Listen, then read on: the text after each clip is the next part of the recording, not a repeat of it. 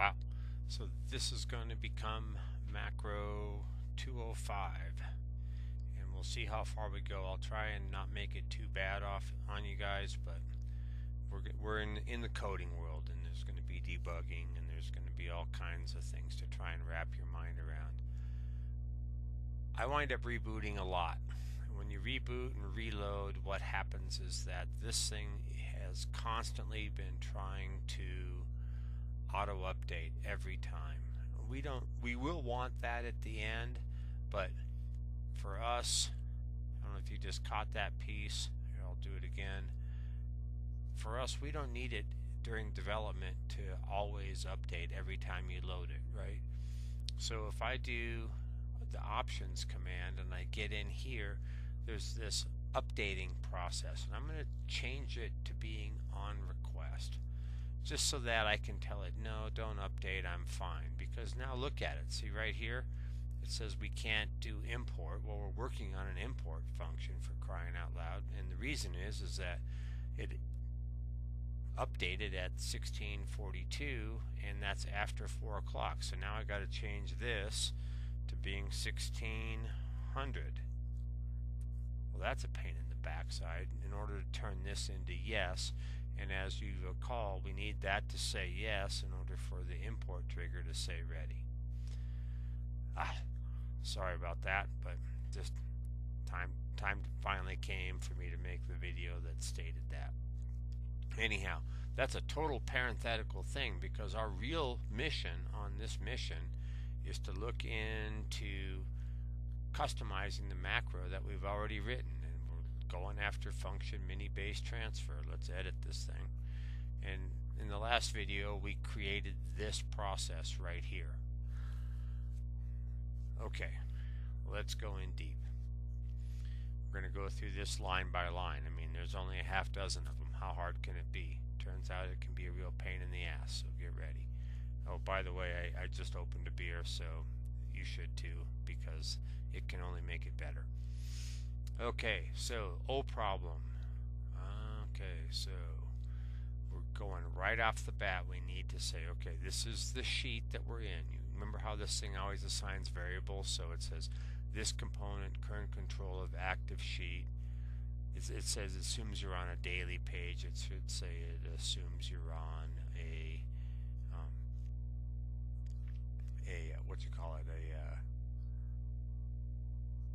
a tab for a win station.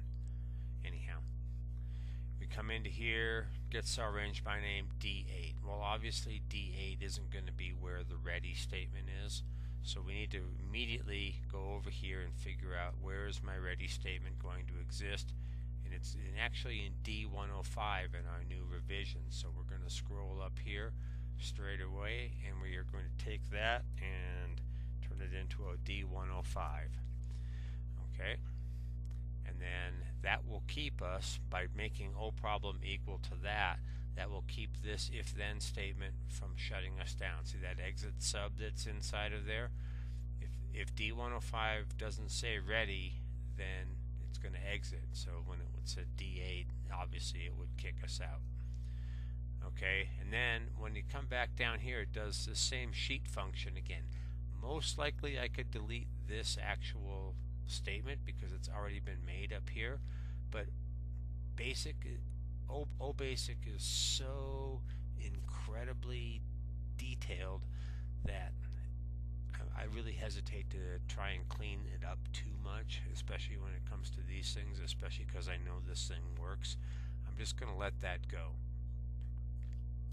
Most likely you could just delete it.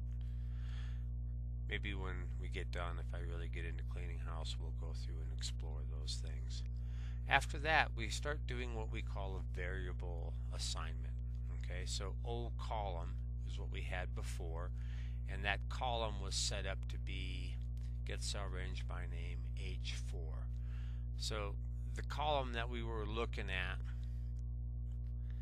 was, we were trying to set up a data transfer. That's going to have changed because we moved all of our operations from this Meso West control page over to our wind tab, and So we need to go through and figure out, okay, where is that actual row? Well, we're going to cheat here in a minute because I've already done it. So what I'm going to do is, okay, O column get cell range by name should be in H4, but it turns out if we swing over to the library and we scroll down, O column is in H102. That doesn't make sense to me either. Really? Documentation transfer. Yeah, that's the same code we cleaned up before. Okay, there's my same O problem type things that we had. O column H105. The destination column for data transfer. Okay, let's scroll back over here to where we are in hand coded. Instead of H4, it's in H105. Delete that and go 105. And then let's take a quick look. We'll go back to our spreadsheet and see what is in H105. Well, H105 is the mini base row. Turns out it's right. So this, if you recall, is the row that we want our data to go into the mini base on, which is row 3, which and it also does this thing where it calculates the code from the computer's point of view. Row 3, oh there it is, status. So this is where pending is going to go in, or it might say complete in other cases. So scrolling, actually, pardon me, back over here, that's where complete is right now because this says ready. So when we transfer this data, this little complete line is going to wind up being transferred into this pending spot. Okay, so everything's looking good so far. Our first edit is going to be to make this H105. That's what O column is. Now what I don't know if you noticed when we went over here to the library is that there was a whole other series of variables that now exist that didn't exist before. And the reason those exist is because we added these extra, okay, enter the row, here's the column. We added these extra elements, and in order to handle these, the macro needs to be able to assign these values to its own internal variables. So when I scroll back up here and we look down at what's in the library, behind O column is O row, which is the row number, so H106, yep, and O number, that's how many. So we have this thing where it says how many, or what row do I start on and how many rows do I consume. And then we have a couple other macro specific pieces of information that we need. So here's what I'm going to do. I'm just going to grab this whole thing, and I'll actually take the parenthetical statements. You know what? I'm going to re-grab that. I'm going to take it all the way down to here. And the reason for that, actually I don't want O column, I already own that. I'm going to take it from O row all the way down to here. And these things are good for debugging, and I'm just going to capture them because the odds of me getting this right in the video are pretty low. So we'll copy that and move over to here to hand coded, come right in behind it, hit return. And I'm going to bring all of these in. O number, how many columns to bring in. I may have actually forgot to put that in before. You know, it turns out I did.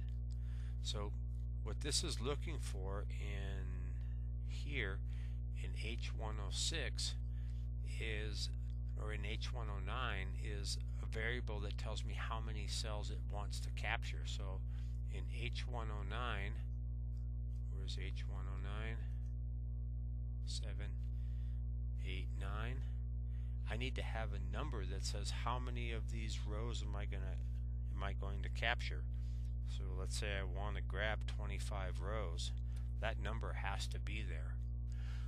I'm going to hit pause and I'll be right back, and when I get back this whole thing will be formatted to have included this, and I apologize for not having that in already. Hold on, I'll be right back.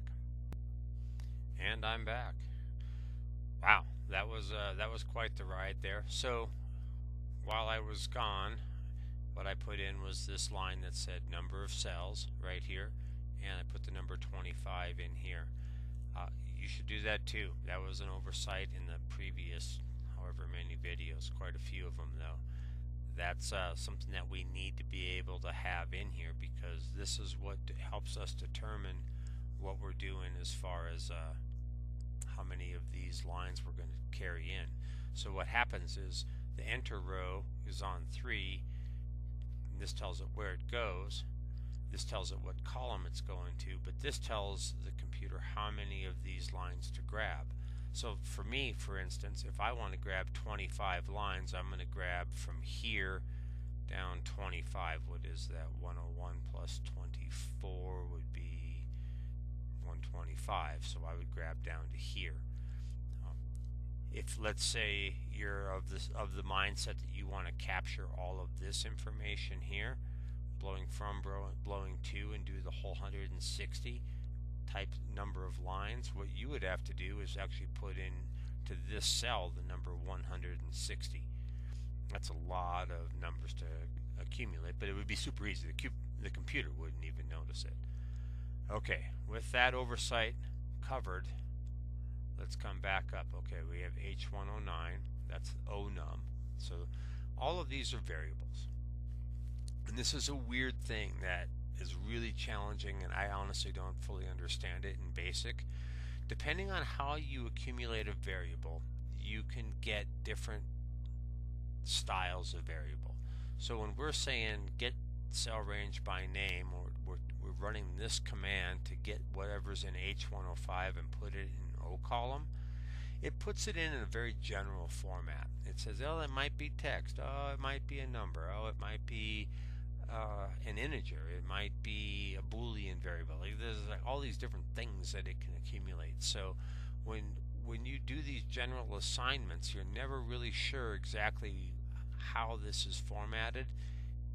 So when we get down to this thing here where it says O size, what happens is that in order to get this number to be where it needs to be, I need to do a little bit of manipulating on it, and I use this what's called an onum get value, and there's other places where you'll see things like O column get string, and what that's doing is it's telling the computer when it goes to this variable to extract a very specific piece of information. So in our case, what we have right here is this thing going through and establishing a series of 4 variables.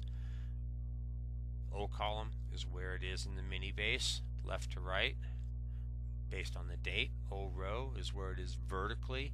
O row is set by your choice of what enter row number you put in.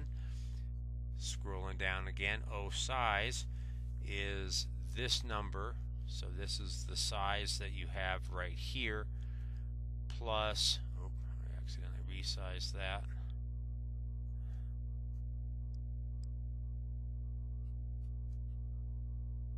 Is the size that you get, and it does the 100 plus 1, and this basically tells you how big of a series of cells that you want to grab. And then O destination does this thing where it goes O row, what row am I on, plus the number, how many cells I want to have, minus 1, because it's that whole row thing where you start on 0 instead of starting on 1, and it tells it where it's going to go. So you set up these variables so that you can figure out where you're selecting from and where you're going to. That's going to take a little bit to settle in. The more you diddle with this, the easier it gets, but it's never easy. And the reason it isn't easy is because we're using this command down here that says get cell range by position. That's really useful because position is based on numbers, and when you have numbers, as you can see up above, you can do calculations. But when you're dealing with numbers, you're always dealing with having to remember that the first line and the first column are 0. You'll notice here where it says, okay, I want source cell range 1, 2, 1, 2, blah, blah, blah, blah. Those are very cut and dry. Those are where they are on the actual tab. So when I look over at a tab, you know, I can say this is always going to be this way because I just set up all of these references so I could do the export. So that part's easy. But when I get into here and set that up, that part's easy. But when I say where am I going to go, because the date always changes, because from tab to tab, basically, you know, maybe Raymer's on one plot, maybe the Summit's on the other plot, maybe you're watching some silly tower down in Utah because you're going to Utah later this year, or maybe you're looking at something in Alaska because you're going to Alaska later this year. Those rows where you're storing that information are going to be variable. And if you look at the code that's already in here, it's actually pretty simple, because when we first set this up, we were planning on just going from one gigantic vertical column into one gigantic vertical column. Now what we're trying to do is insert little 25 line things into this spreadsheet in very specific places. So when this thing becomes, you know, station, it's going to eventually wind up being JHS for Jackson Hole Summit, right? We're kind of being surgical about how we're putting our 20 cells of information in. So scrolling back up to here, we have to modify these so that we can use these variables, which will self-populate in order to put the right information into the right place in the right part of the mini base. What's this -1 thing?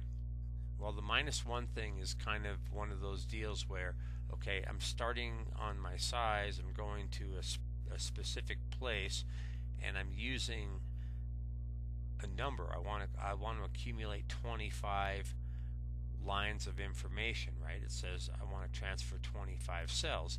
And if I start transferring 25 cells right here at 101, and I just take 101 plus 25, if you count with me, 1 for the 101 cell, which is included. If I accumulate 25 cells, I wind up on 126, which is technically 26 cells. So the -1 backs me up 1 cell so that I only accumulate the 25 cells that I'm asking it to accumulate. Alright, so that little tidbit, just to be precise, is why when we accumulate the cells, we have to subtract 1, and then when we go to add the cells in the destination, we have to subtract 1, so that we set our size of accumulated cells and our size of transferred cells the same size. If you don't set them the same size, the computer will complain at you in the form of little beeps and warning signs. So we don't want that. Okay, so we've got our variables set, and maybe what will happen as these variables, as we go through here, these variables will make more sense as we start using them. So the source cell range, get cell range by position. We just talked about that. Well, I'm going to cheat because I already know where those things are. If I bump over to the library, scroll down to where we just were, and I grab these numbers right here, these are the new numbers for the new program. Copy those. Oop, didn't mean to pull that down because I just needed to move over. I'll grab this part here, and I'm just going to backspace those, get rid of them, and paste in what I just copied.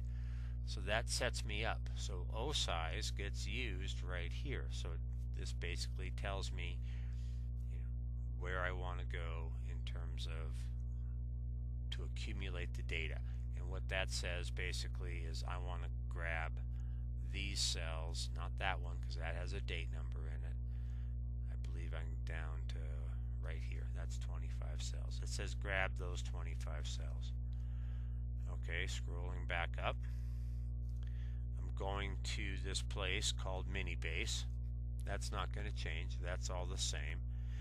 the destination has to be the same size as the source, right? So I need a source, have the source this big. I need to find a way to make what I'm transferring the same size. I have to define this cell range, and they have to be identical. So let's go back over to the library where I've already fought this beast. There's the mini base command, that doesn't change. There's this thing right here.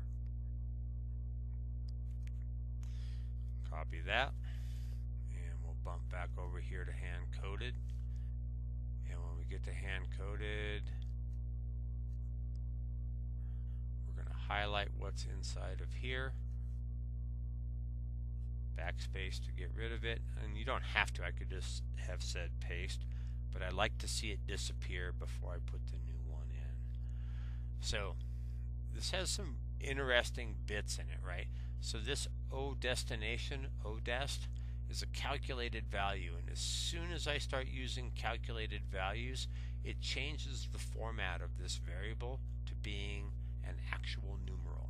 So when I go over here and I reference that variable, because it's a calculated variable, that plus and that minus sign, all I have to do is say use that variable. But now if I look at O column and O row up here, those guys are referenced from the spreadsheet, and they're that random thing that's basically stored as an anything. And so I have to say O column, this variable, point get value, means get the number value of that. O row, point get value, get the number that's in there. And then I go back to O column, get value, to get the number that's in there. And then finally this O destination is a number that I created, so that one doesn't, it already is and only can be a number, blah. And if you look at the little hint on the side, column row, that'll have a lot more value to you when you start dealing with these sorts of things on your own. This final line right here, the O destination cell range, point set data array, then set that data array to be the O source cell range. That's the one that we defined in our spreadsheet right here. So this is where we accumulated all of those references. Get data array.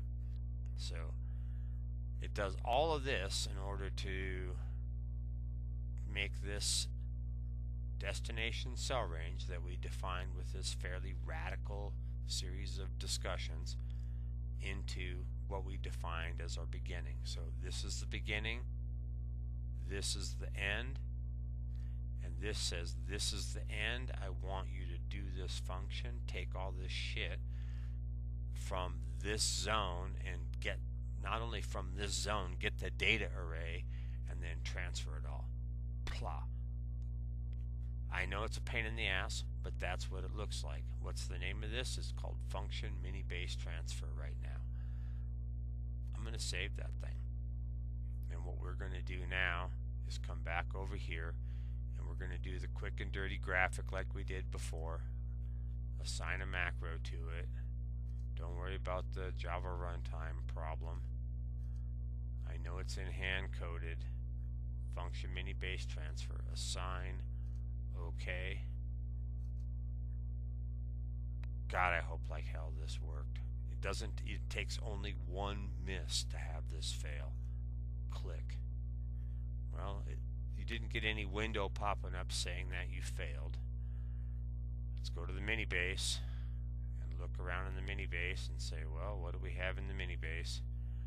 Well, I'll tell you what we don't have in the fucking mini base is we don't have our numbers. Let's scroll this way, scroll this way. Oh, we do have our numbers. And they wound up in 03. Interesting. So we know that the transfer thing worked. The only issue that we're having right now is that it didn't put it in the right place, because I think it's thinking that it should go to the JHS on the 13th. So the upside is that it worked. The downside is that it put it in the wrong column. I'll pause. You take a sip, and I'll be back in a minute, and we'll figure out what happened. Okay, I'm back. What a long-winded video. So we got lucky when we made our mistake. This wound up in this row right here. Fortunately, there was a number that the computer could work with to put things over there. We wanted it in this row. The obvious question we have is, okay, how did we wind up not in column 13? Because column 13 is, in fact, in the mini base right where this is, so it should have shown up there. And I scroll back over and I look at what we did when we edited, and the O column, the column we were destined to, is a product of cell H105. Well, when we come over here, cell H105 is not that number. H105 by chance happens to be enter row.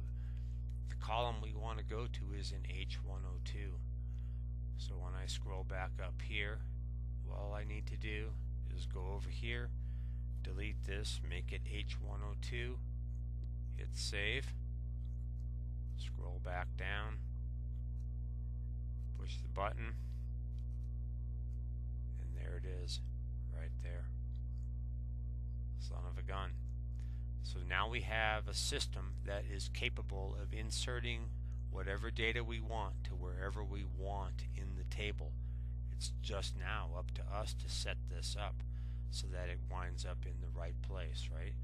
So if I wanted to put something on row 30, I could put something on row 30. Let's go back over here to the summit and let's change it from being on row 3 to being on row 30. I want to put in 25 cells worth of information. They are going to be these cells because I didn't change any of the default where it comes from type information. Push my button, swing back over here, and there you have it on row 30. And the reason I point that out right now in this very long-winded video is that what this allows me to do is make a copy of this page and rename it, relink it, reformat whatever I want to put in there, and then just tell it what row it's on. And I could basically have 20 of these wind stations being monitored, and all of their data is going to show up wherever I tell it to go right here in the base. And the thing is that even though writing this code right here on the front end was painful in the beginning, the end game is that I'm done and I don't need to write any more of this code. I don't need to suffer through the hours of anxiety it takes to make this stuff happen, because it's already complete. That's the beauty of this whole process when it comes to making code work, pardon me, is that once you have it, you only got to get it right once. And we got it right once, and now we own it. I'm just going to bump this over here so that my variables are sized right here and my source code is running right here. It's a nice tight looking little program, and all we have to do down the road whenever we want to transfer data is just simply come in and edit these few parameters, and it takes 15-20 minutes. When you're doing something really weird, it's pretty darn straightforward otherwise. And once we are done, you're done. And you know what?